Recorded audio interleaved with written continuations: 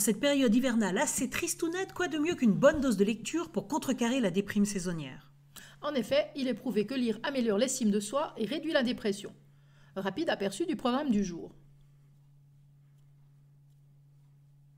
Entrons immédiatement dans le vif du sujet avec D'après une histoire de Stephen King. Si vous êtes fan de cet auteur et que vous souhaitez en savoir un peu plus sur sa vie, ses œuvres et leur adaptation cinématographique, vous n'avez que l'embarras du choix, car pratiquement chaque année sont publiés des ouvrages aux qualités malheureusement parfois discutables. Le dernier en date sort incontestablement du lot, ne serait-ce que parce qu'il ne se contente pas de lister les nombreuses adaptations des œuvres de Stephen King à l'écran, mais présente d'abord chaque ouvrage à l'origine des films. En effet, les deux auteurs, Matthew Rostock et François Caux, ont pris le parti de revenir sur l'œuvre d'origine en y ajoutant des anecdotes et en y relevant chaque fois les thèmes récurrents chers aux maîtres de l'horreur. Ces derniers, surnommés les Stephen Kingismes, au nombre de 32, se retrouvent ainsi sous forme d'idéogrammes pour chaque ouvrage analysé.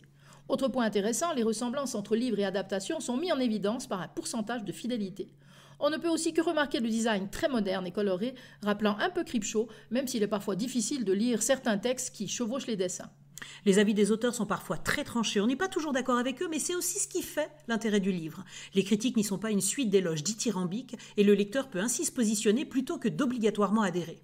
Si vous aimez les films fantastiques et êtes un constant reader de Stephen King, ce livre est totalement fait pour vous. Si vous nous suivez sur notre compte Twitter et dans nos vendredis lectures, nous avons déjà parlé de Chris Pavone et de sa fameuse encyclopédie illustrée « Tu sais pas quoi ». Dans ce deuxième opus paru en mai dernier, il revient avec 500 nouvelles anecdotes étonnantes. C'est toujours aussi addictif et qu'il est bon d'assouvir sa curiosité tout en aiguisant sa soif d'apprendre sur des thèmes aussi divers que l'histoire, la géographie, la science, la société, l'écologie et les animaux. On y apprend entre autres que Allus et Quintus ne sont pas des soldats romains sortis du dernier album d'Astérix. Petite précision d'ailleurs, La fille de Vercingétorix est le livre le plus vendu en France en 2019. Ça se picore ou se dévore selon la fin et peut-être bien aussi l'endroit où l'on se trouve. Ce livre est dans l'esprit du fil Twitter du même nom qu'on ne saurait que trop vous conseiller et que nous affichons ici. Parlons maintenant de Sombre cité souterraine de Lisa Goldstein, un roman de fantaisie urbaine datant de 1999 mais traduit seulement fin 2017. Il a d'ailleurs reçu le prix Imaginal 2018 du roman étranger. Le début de l'histoire démarre sur un postulat intéressant. Et si les aventures de Peter Pan et Alice au Pays des Merveilles n'avaient pas été écrites par leurs auteurs pour distraire des enfants, mais au contraire étaient inspirées d'histoires bien réelles vécues par ces 10 enfants et retranscrites par les adultes.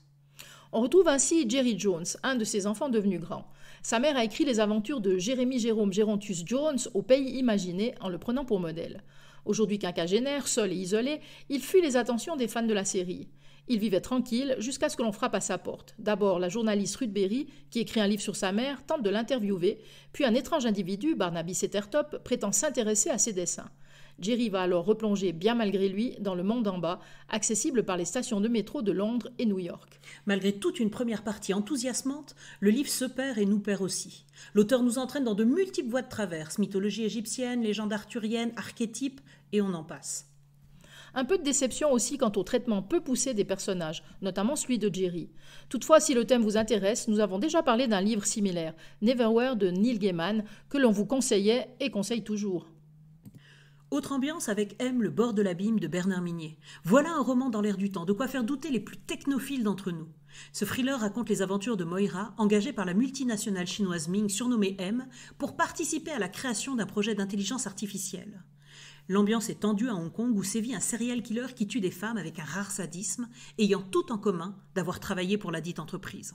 L'atmosphère est lourde et anxiogène. Le livre est richement documenté, parfois trop, et cela nuit à notre humble avis à la qualité du roman. Effectivement, l'auteur abuse des descriptions techniques, tout comme celle de Hong Kong, nous plongeant tantôt dans un mode d'emploi abscon, tantôt dans un guide du routard du glauque.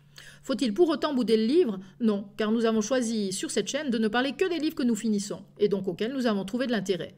À vous de vous faire votre avis. Voilà, c'est tout pour aujourd'hui. N'oubliez pas de liker la vidéo et nous vous donnons rendez-vous prochainement pour un nouvel opus de Et si on lisait. En attendant, n'oubliez pas que la lecture est le plus stimulant des plaisirs solitaires.